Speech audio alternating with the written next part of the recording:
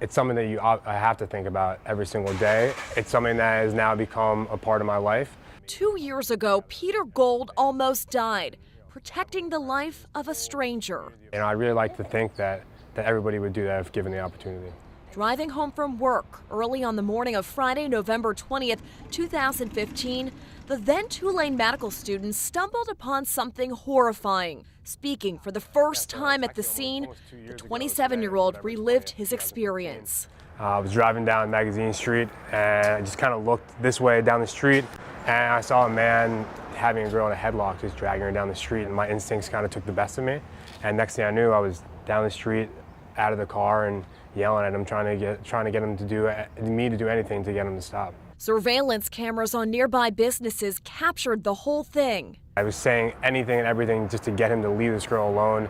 Next thing I know, he started robbing me, and that's when things kind of turned south. The suspect, Uric Kane, ordered Gold to his knees. And he had the gun pointed at me, point blank, and he just said, I'm gonna kill you.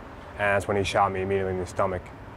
The feeling of being shot, it feels like you're getting the wind knocked out of you, and it's never gonna go away. You're just constantly trying to catch your breath. Watch in the video as Kane then points the gun at Gold's head. Miraculously, the gun jammed twice. He thought he had killed me and ended up leaving the scene, leaving myself and the girl, thankfully. A week in the hospital. Took out my spleen, part of my pancreas, a little bit of small bowel. Ended with 3 months of recovery. This is almost like the beginning of a new life for you.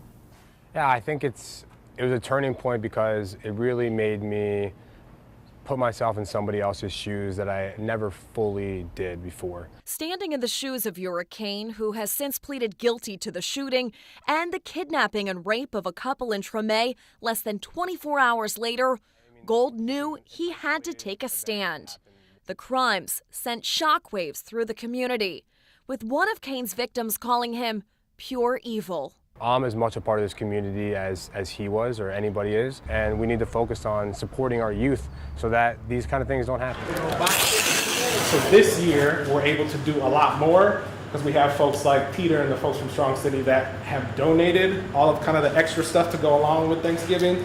2 years later, Gold is making good on his promise through his newly formed foundation, Strong City. We're kind of reaching out to people all over the country, trying to raise money so that we can give back to community programs like YEP, thank you, and give to you guys.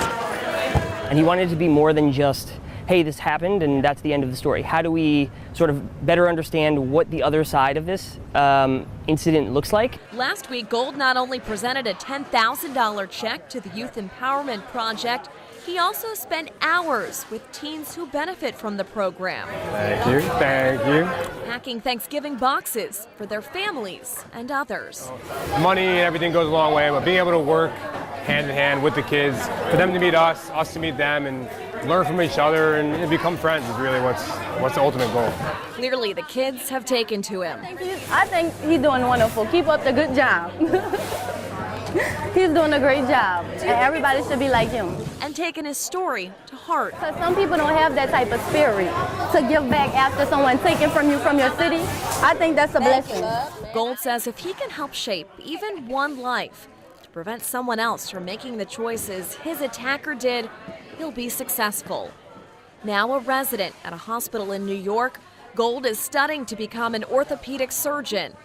He says the woman he helped to save that morning, who has never publicly been identified, did reach out to him with a letter, thanking him. I'm grateful that she's okay. I hope she's doing okay.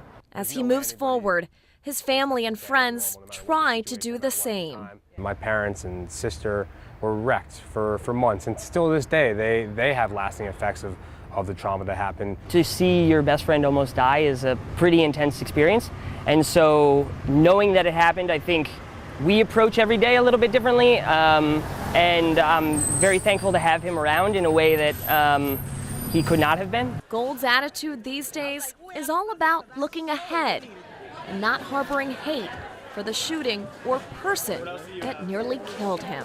What I'm most happy and I'm most proud of is that I'm able to kind of take this negative and turn it into a positive and really focus on coming back to New Orleans now in a meaningful way. Meg Gatto, Fox 8 News.